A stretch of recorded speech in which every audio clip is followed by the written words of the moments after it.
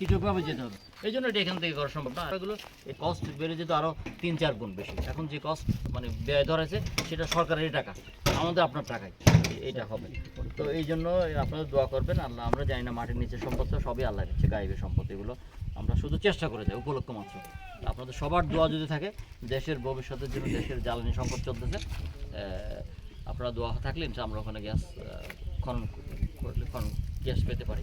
আর তার আগে যে আমাদের এই রোড ডেভেলপমেন্ট, ওখানে যাওয়া পর্যন্ত আমাদের রাস্তা করতে হবে, এটা আপনাদের সহযোগিতা লাগবে। এখানে কেউ আপনারা ছাড়া আমরা সবাই বাইরের, আমরা সবাই সরকারের পক্ষ থেকে কাজ করতে আসছি। তো আপনাদের সহযোগিতা থাকবে। কারো যদি কোনো সমস্যা হয় আমরা চেষ্টা করব যে কারো যেন সমস্যা না হয়, কারণ আমি কারো সমস্যা করে কোনো একটা আমি কোনো উপকার করে আমার লাভ নেই। আমরা সবাই যেন উপকৃত হই, রাস্তা হবে, সবার জন্য সুবিধা হবে। তো আপনাদের সহযোগিতা দরকার। কাজটা যদি আমরা দ্রুত করতে পারি আপনারা তাড়াতাড়ি ফলটা পাবেন। আর যদি দেরি হয় আপনাদের কারণে কোনো ঝামেলার কারণে, তাহলে কিন্তু এটা আরও দেরি হয়ে যাবে।